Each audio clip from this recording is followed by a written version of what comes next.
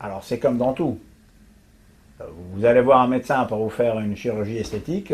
Si vous ne connaissez pas le bonhomme, si vous n'avez pas de référence, alors vous pouvez ressortir très belle ou vous pouvez ressortir vraiment esquintée. Donc c'est comme dans tout. Faut être bien introduit. Faut éviter les gens, je ne dirais pas qui sont pas honnêtes, mais les gens qui ne sont pas compétents.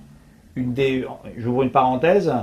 Une des choses exceptionnelles que la crise a offertes à ce pays, c'est qu'elle a aidé la société à se débarrasser de gens qui étaient des pseudo-agents, de pseudo-constructeurs, voilà, donc heureusement il n'y avait pas de pseudo-avocats parce que ça aurait fait désordre.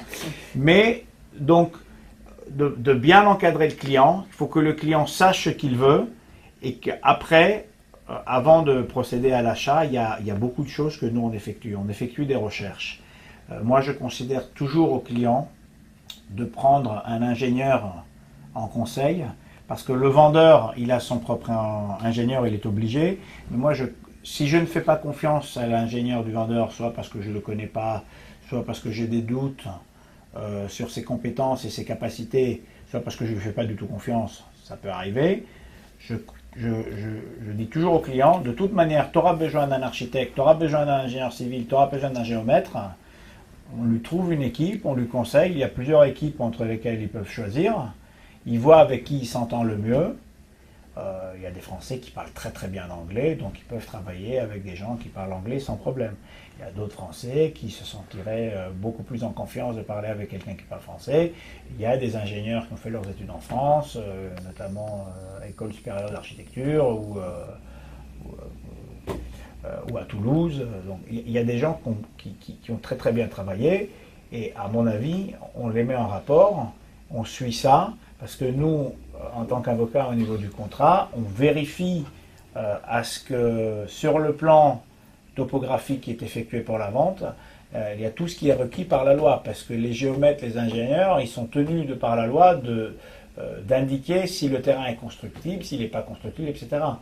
Ça, c'est déjà un gage de garantie, mais si on veut aller un petit peu plus loin, on s'adresse au service du plan d'occupation des sols, qui nous dit voilà, il n'y a pas de problème, on a une expérience certaine quand même dans le domaine.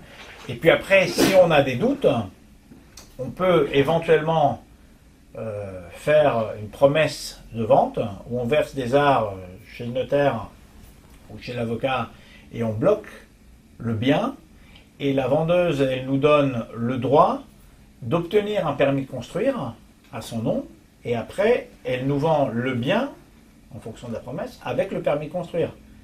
Ah, par contre, ce qu'il faut savoir, c'est que si l'acheteur change d'avis, malheureusement, tout l'argent qu'il aura versé pour le permis de construire, qui par ailleurs coûte assez cher en Grèce, je dois le dire ici, un permis de construire sur une maison qui fait 200 mètres carrés avec piscine, ça peut facilement coûter entre 20 et 30 000 euros.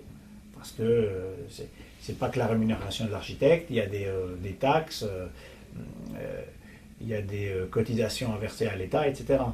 Donc il y a moyen de s'entendre et d'avoir un prix inférieur à cela, mais il faut se mettre d'accord avec l'ingénieur qui suivra votre projet.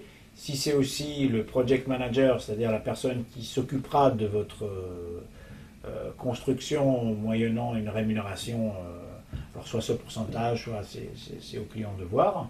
Donc dans ce cas-là, il a tout intérêt à baisser ses prétentions financières au niveau du permis, quitte à ce que vous payiez seulement les charges sociales, rémunération, taxes et dividendes qui doivent être versés à l'État.